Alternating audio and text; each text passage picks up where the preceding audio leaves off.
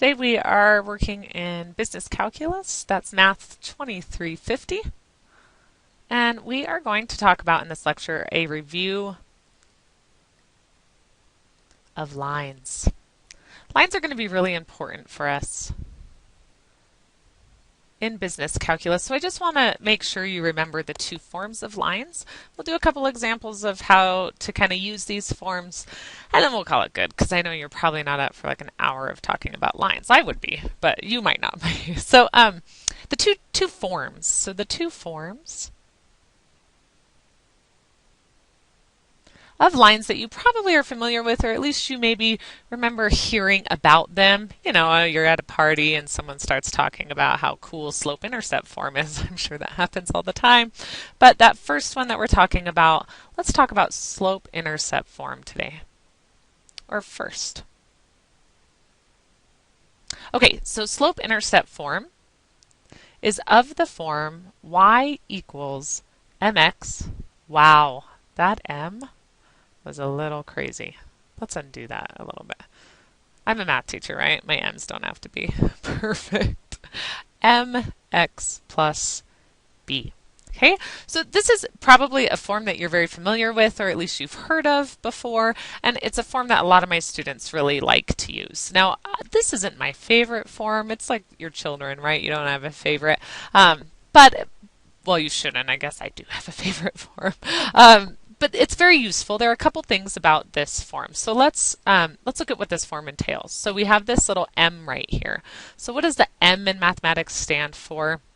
I'm imagining you talking back to me and shouting out the answer. But that m in mathematics, we use m to represent the slope. So m is going to be the slope of your line. That is the steepness or the not steepness of your line, right? That slope tells you how quickly is it increasing, how quickly is it decreasing, is it kind of flat, is it pretty steep? I care about slope a lot when I go skiing with my husband because he likes steep slopes and I do not. Some of the ways that you may have heard about slope, or one way that we can describe slope, is rise over run. How far do I go up versus how far I go over to get to the next point? Sometimes you'll see this little delta. That just means a change in something. So the change in y over the change in x. And how do we actually find slope? Well, we just take the difference of our y coordinates, which there's my difference. Remember, in mathematics, difference is subtraction, divided by the difference of my x coordinates. And we'll do an example where we need to find the slope. But that's what that m here stands for. That is the slope of your line. So what else does this line, or does this form have? It has this b right here. So what does that b stand for? Well, if you look at this form, it's called slope-intercept. This is one thing I appreciate about mathematicians. If they call it slope-intercept, that is what you're going to get. There's nothing, it doesn't mean something else. It's not the English language where, sometimes I before E, except after, all that stuff. If we look at what these mean, what does that B mean? Well, that is going to be the intercept. So my intercept, if you notice, well, let's just write that down really quick. So that B tells me where I am going to cross the y-axis, okay? So if you notice here, if we look back, let me get a different color.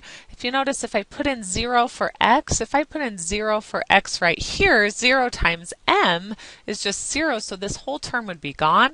And you notice then I would have, when x is 0, what is y going to be? It will be b. So I hope that makes sense. Let me kind of get rid of those scribbles really quick. And that is what that form gives us. So slope-intercept form, y equals mx plus b. So let's look at the other form that we're going to have. Okay, so our other form, whoops, sorry about that. Let's go to that layer. Our other form, so our form 2, one that we're going to use quite a bit, what it's called is point slope form. And we'll do 2 examples and then we'll call it a day for this little lecture. So point slope form is of this form, y minus y1 equals m times x minus x1. Okay, and again, remember mathematicians, if they say it is point slope, what are you going to get from this form? Oh, I wanted that to be a different color. I'm still kind of learning this program, so I'm sure by the end of the semester these will be perfect. I'm going to look, what does this form give me, or what would I need to put a line into this form? I need a point that the line goes through, and I need the slope. Let's first start with the m. Oh, come on, Sarah. Let's first start with the m. So underneath point slope form here, what does m stand for? It's going to be slope. Pretty much in mathematics, we use m to represent slope. At least if you're dealing anything in algebra or even calculus, usually m is going to stand for slope. So same slope from the last one, okay? Change in y over change in x, rise over run. Now the other thing that this gives you, so we got the slope part. What is the other thing that this form gives you? It gives you a point that the line goes through. Now what is nice about point slope form is it can be any point on that line. How many points are on a line? An infinite number, right? So unlike slope-intercept where you have to have the y-intercept, we can use this form no matter what point we're going to have, which is going to be useful for us in calculus. I'm not always going to have the y-intercept. So what is the point that would be on this form? x1 comma y1. That is any point, not just the y-intercept, any point on the line. Okay, so again, what does this do for us? Point slope form for us gives us, this here is my slope, and then I have my x1 and my y1. That is any point on that line. If you notice, where does this come from? Really quick side note, you're going to get used to me doing that. What if I divide both sides of the equation by that x minus x1? Do you notice if I divide by this whole thing right here, do you see how I just get the formula for slope? So it's nothing magic. Math is kind of magical to me, but it's not like it's trying to trick you and that this form came from somewhere, that would be too complicated for you to understand. If I divide both sides, if you notice, this is just a form for slope.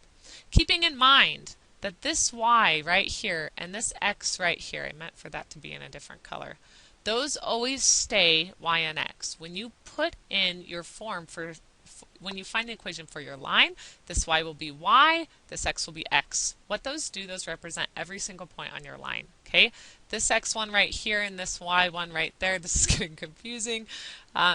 Those are going to be the actual points I know that this line goes through. Okay, so let us do an example. That's not what I wanted to do. You're going to have to bear with me here a little bit.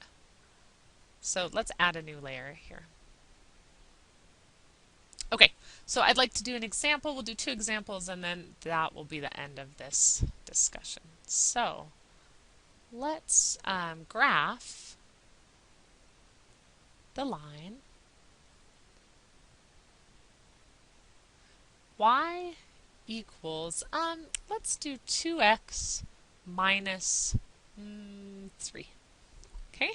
So if you notice right away, we'll go through this kind of fast because this really should be review for you. This line y equals 2x minus 3, what form is it in? I can hear you all saying it. Slope-intercept form, so right away, what do I know the slope is? It's 2. I'm going to put that as 2 over 1 because that'll help me figure out what to do. And what is my y-intercept? So we'll just say y-int. That's how you say it on the math street, the y-int. I know, I have all of these lame jokes all semester. What is my y-intercept? 0, negative 3. That, people, is all I need to graph this line, as I'm sure you remember from algebra class. So what I'm going to do now is I'm going to try and get all fancy. I figured out how to draw straight lines, which is good because I do not draw straight lines very well if I don't have something helping me. So I'm just going to give myself some tick marks here. Again, this is not perfect, but really what in life is? Well, mathematics is perfect. That is true. It's the perfect science. So let's graph this. Okay, so what do I want to graph first? I want to graph this negative 3. So I know that my point goes through this, or excuse me, my line goes through this point 0, negative 3. And then remember, what does that 2 over 1 do? That is my slope, so it tells me I'm going to go up 2. Remember, change in y, and it's positive, so I'm going to go up to the right 1. That will find me one more point on my line. So I'm going to go up 2, to the right 1, and sure enough, there's a point.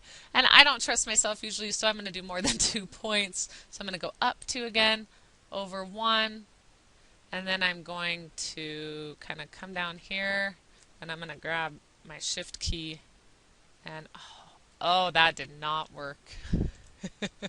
I'm going to grab my shift key, and there we go. Okay, so pretend that that goes through that bottom point right there. We're just going to make that a little bit bigger. When in math, just make your points bigger if you're teaching. So there's my line. Just by looking at the form it was given in, y equals 2x minus 3, I was able to see that. One more example, and then we'll call it good. So one more example here. Let's really quick. I'm not even going to worry about graphing in this case for my example here. I want to do a different color. There we go. Let's find the equation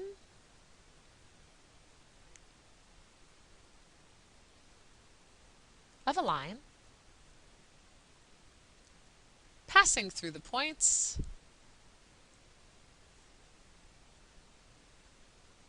let's just say, how about -2, 1? I'm just making this up.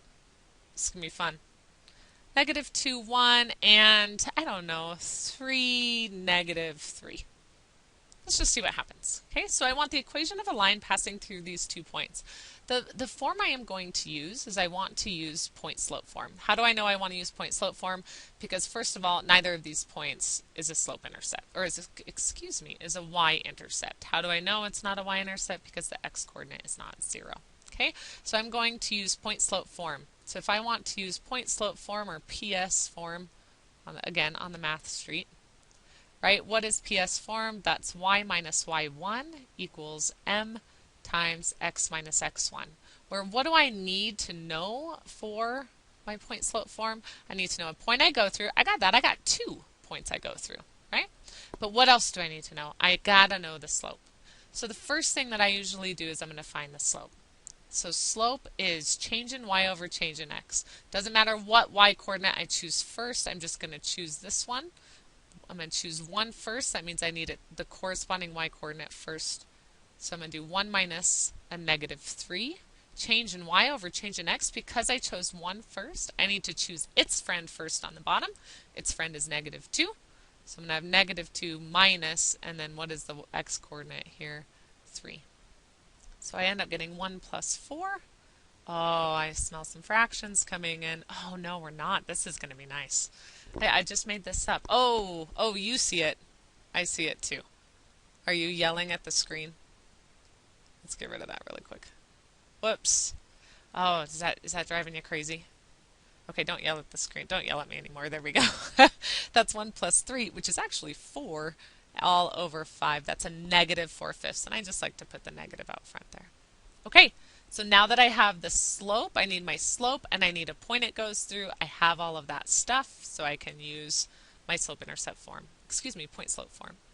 So for point-slope form, now what I'm going to do, it doesn't matter which point you use. You know, maybe today -2, 1 was nicer to you. Maybe 3, -3 said something that you didn't like. So we're not going to do 3, -3. So I'm going to use the point -2, 1, and my slope, that is -4, 5, and I'm going to plug this into point-slope form. Oh, I thought I grabbed my eraser there. I did not. So let me get rid of this a little bit. I need just a little bit more room, and then we'll be done. Okay.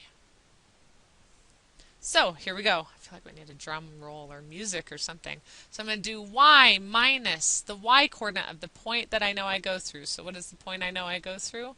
It is 1. So I'm going to do y minus 1 equals, now what does it say? Your slope, right? So I'm going to put my slope. What is my slope? -4/5. So I'm going to do my -4/5 times x minus my x coordinate. So that's x minus a -2. Now, of course, you can just make that +2. I am just showing you every single step here. So what is my final answer? Y minus 1 equals a -4/5 times x plus 2. And I am totally fine with you leaving it that way. I will accept lines in point slope form. I like point slope form. But let me tell you, if you cannot sleep at night with it like this, you are welcome to solve for y. All right, go practice some of those lines and have fun.